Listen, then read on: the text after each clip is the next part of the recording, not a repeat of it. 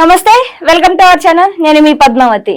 ఇక ఎండాకాలం స్టార్ట్ అయిపోయింది. అయితే ఎండాకాలం స్టార్ట్ అయింది అంటే మనకి తెలిసిందే ఈ ఎండ ఎలా ఉంటుంది, అసలు ఈ వడదెబ్బ తగలడం అనే దాని గురించి ఆలోచిస్తే కనుక ప్రతి ఒక్కరిలోని భయం అనేది స్టార్ట్ అయిపోతుంది.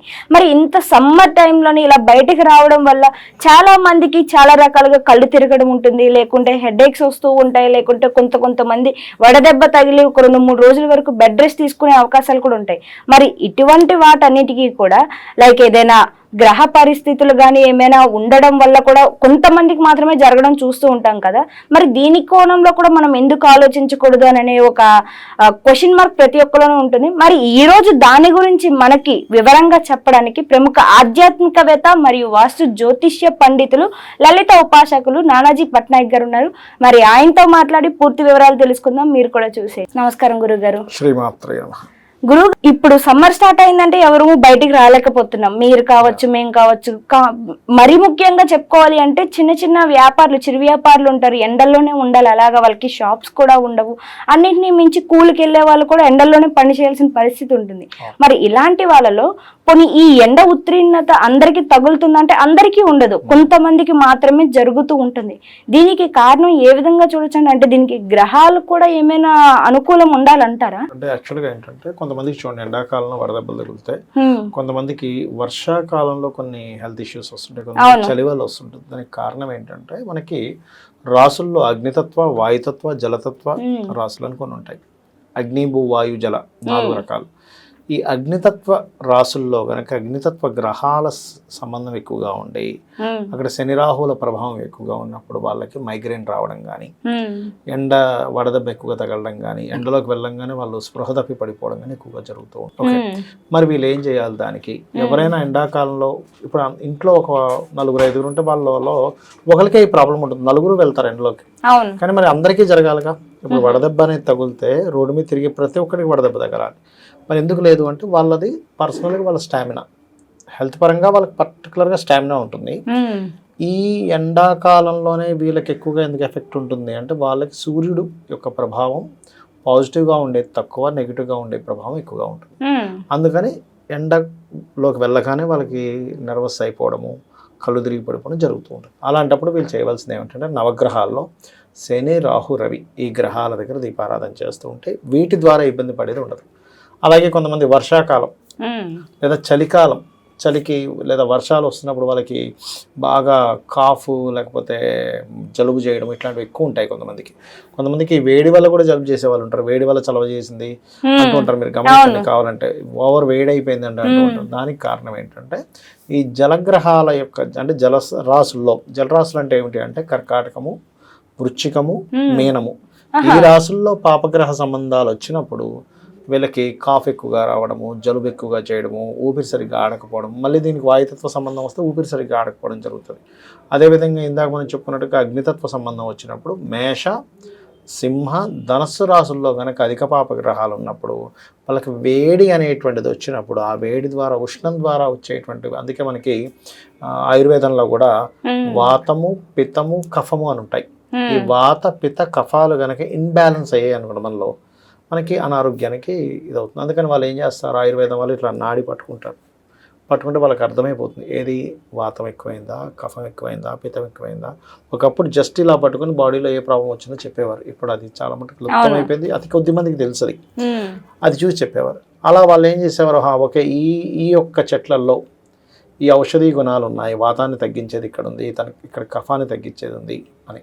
అయితే దీనికి శాస్త్రంలో ఏం చెప్తారంటే ఎవరికైనా సరే ఎటువంటి అనారోగ్యం కలగకుండా ఉండాలి అంటే వీళ్ళు చేయవలసినవి కొన్ని చెప్పారు. ఏమిటది చూసుకున్నట్లయితే ముఖ్యంగా సూర్యుడిని ఆరాధించాలి. మనం ఏదైనా ఫుడ్ తినేటప్పుడు క్రీమ్, అచ్యుత, అనంత, గోవింద అనుకుంటూ తినమని చెప్పారు. అలా అనుకుంటూ కనుక మీరు తిన్నట్లయితే మీరు తినేటువంటి పదార్థం ఏదైతే ఉందో ఆ పదార్థము ఔషధంగా మారుతుంది.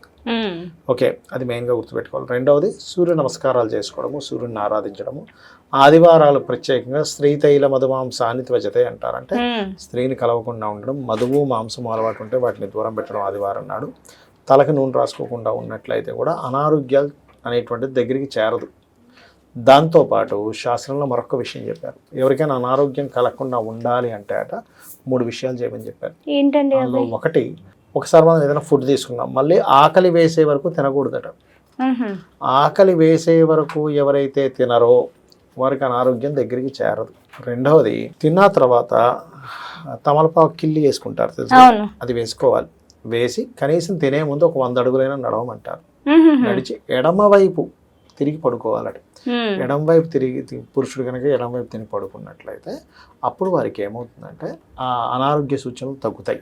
అదీ కాకుండా రాత్రిపూట ఎక్కువసేపు మేల్కొని ఉండడం, పగలపూట ఎక్కువసేపు పడుకోవడం కూడా అనారోగ్యానికి హేతువు. అయితే ఇక్కడ ఎవరికైనా ఏదైనా ఒక హెల్త్ ఇష్యూ వస్తుంది అంటే జన్మజాతకంలో ఏ భావం అయితే పాడైందో, మనకి 12 భావాలు కదా, అవును. ఇప్పుడు లగ్నం పాడైంది అనుకోండి, శిరోకు సంబంధించిన వ్యాధులు ఎక్కువగా వస్తుంటాయి. మ్మ్.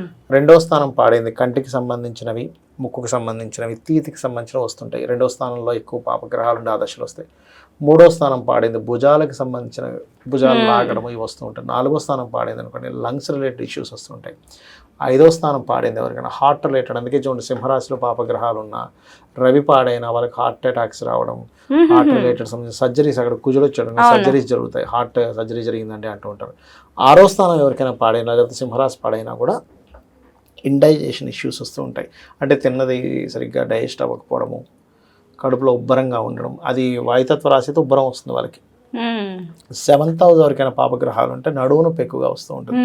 కుజుడు పాడైతే వెన్నుముక్క నొప్పి వస్తూ ఉంటుంది.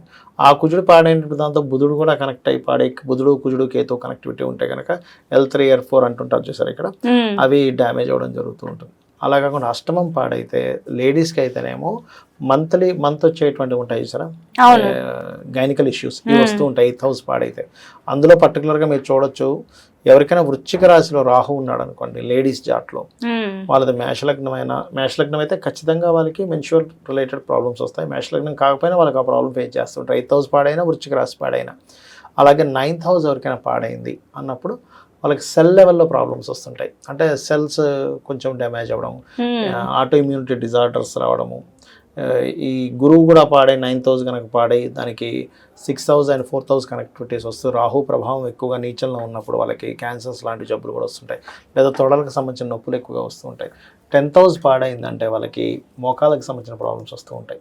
అంటే మోకాళ్ళు వాళ్ళకి చూడండి ఆపరేషన్ చేయించుకోవడము, మోకాళ్ళు చిప్పలరిగిపోవడం జరుగుతుంటాయి చూసారా.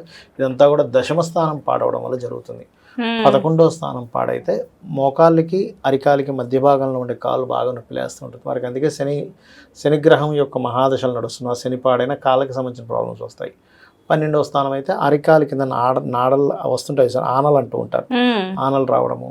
అదేవిధంగా కాస్త మాటిమాటికి హాస్పిటలైజేషన్ అవ్వడం 12వ స్థానం పాడైతే ఇట్లాంటివి జరుగుతుంటాయి. అందుకే ఇవన్నీ ఇబ్బంది కలగకుండా ఉండడానికి శాస్త్రంలో ఏం చెప్తారంటే మీరు సేవ చేయండి, ఏదైనా ఆలయానికి వెళ్ళి ఏదైనా సేవలు చేస్తుండండి, మంత్ర సాధన చేయండి. ఒక్కొక్కరు ఒక్కొక్క మంత్ర సాధన చేయడం ద్వారా వాళ్ళకి ఖచ్చితంగా